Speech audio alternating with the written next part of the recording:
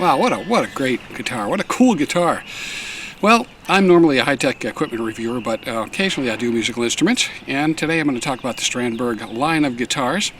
And the thing I don't want to be is the guy dumping, poo-pooing an incredibly innovative guitar line. Ola Strandberg rethought the electric guitar, and these are amazing instruments. But, you watch all these glowing reviews, people want to look smart for having bought one, and that may not be a completely good service to you as a prospective buyer of these. So today I'm going to talk about the kind of things that you notice as a user a little bit down the line, and things that, of course they're innovating. This is the second generation of this particular guitar, or maybe more, and it's got a lot of innovations in it, and a lot of things were fixed up, and I still enjoy playing it. But I'm going to talk about a few things that are not mentioned by the reviewers.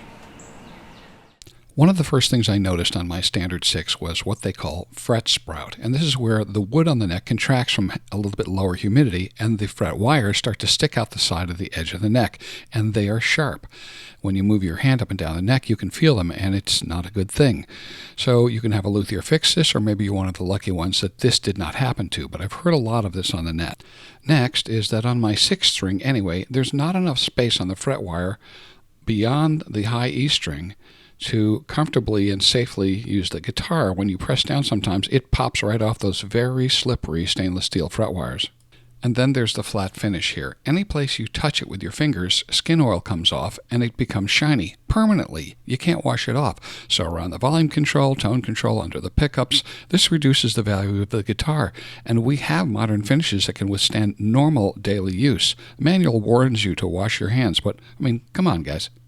And so what's the functional improvement of not covering the whammy bar block in the back?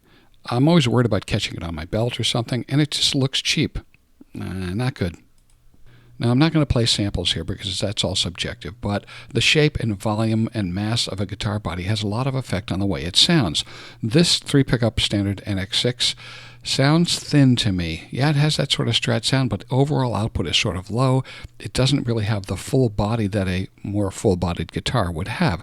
So that's why you can't take a broomstick and put pickups on it and make it sound good. Having much less body volume does have a, negative effect on the way the guitar sounds, and that's my subjective opinion.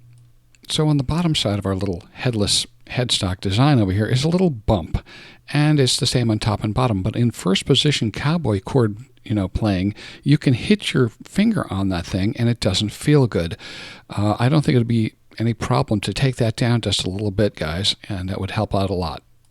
Now, probably the prime claim to fame of this guitar is the Endura neck, but I don't know how many times I've heard on the forums, geez, could you just reduce the transition bump between the flat part and the top and the bottom? It would make adaptation to the neck so much easier for new people, and it also would make it a lot more comfortable for playing chords down in the first position. And then there's the cord input jack. It's recessed over here, and I always have trouble finding the correct angle for the plug. Plus, the edge here, this is a very prone to damage area. Mine has a little damage on it, especially when you're hunting to plug it in.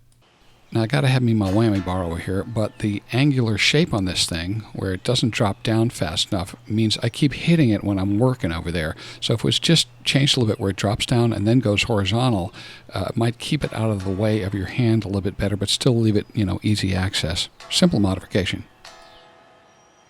And this is obvious to everybody, but a lot of the major manufacturers have moved their B lines to Korea and Indonesia, and these are made on the same CNC machines by the same body of local workers who are paid similar amounts of money and turn out high-quality instruments. But a comparable, say, PRS Custom 24 is about $925. This guitar starts at $1,600 and goes up. Is it worth it for a very unique design?